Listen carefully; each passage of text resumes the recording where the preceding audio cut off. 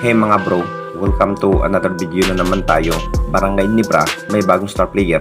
Sobrang lakas ang kupunan ng Barangay Nibra. Sakaling makuha na nga ito. Yan mga bro, pagkatapos mong subscribe ang ating video, i-click ang notification bell para lagi kang updated sa ating sports balita. Una natin pag-usapan mga bro. So nagsisimula na nga ang nagpapalakas ng ating kupunan ng Barangay Nibra matapos nakuha nga ang sunod na panalo laban niya sa kupunan ng Northport, Batang Per at Tiraper Majip mga bro.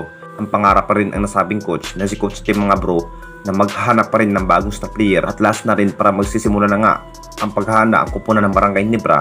Alam naman nating lahat mga bro, magandang isipin na si Kevin Alas nga ang pangarap ni Coach Tim na makuha nga ng Barangay Nibra.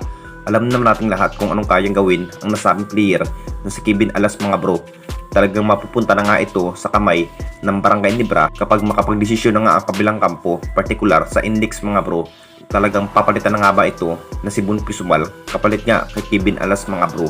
Kung makuha na nga ito ng Barangay Nibra, talagang mapaplakas nga ang opensiba ang kupunan ng Barangay Nibra. Magagaling na shooter nga ang nasabing player na si Kevin Alas. At ito naman si Bunpi Sumal mga bro, maganda pa rin ang kanyang ibubuga sa laban. Talagang playing time lang talaga ang kulang para ipinakita nga sa lahat na magagaling na player nga si Bunpi Sumal. Ang problema pa rin ang ating Barangay Nibra, complete line up na nga ito sa laban kung bakit isa pa rin si Bunpi Sumal na balak nga ang kupunan ng Barangay Nibra bibitawan na kapalit nga ang nasabing player na si Kevin Alas kung sakaling matutuloy na nga ito sa pagkuha ng Barangay Nibra. At kabilang banda na naman tayo mga bro, Maverick Ahamisi balik sa Converge.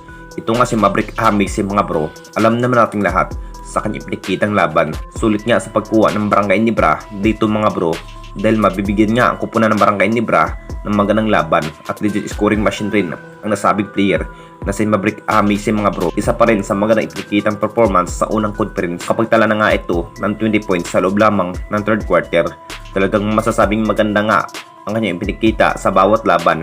Pero ang kaya nga lang mga bro, posibleng maibabalik na nga ito si Maverick Ahamisi sa kanyang dating kupunan ng Converge Pabirixer dahil nagkainteresado pa rin ang kupunan ng Converge mga bro na kunin ulit niya si Maverick Ahamisi, na kay Maverick Ahamisi pa rin ang desisyon mga bro kung saan siyang kupunan nang gustong piliin, ang kupunan ng Barangay Nibra ba o ng Converge.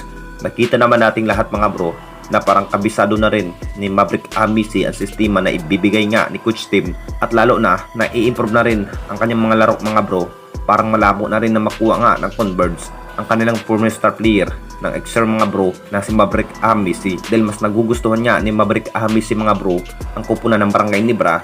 Talagang magtatagal na nga ito sa kamay ni Coach Tim at hinihintay pa rin ng Converge mga bro kung kailan pa nga ba na makuha nga ang kanilang nasabing star player ng Converge Pabirixer.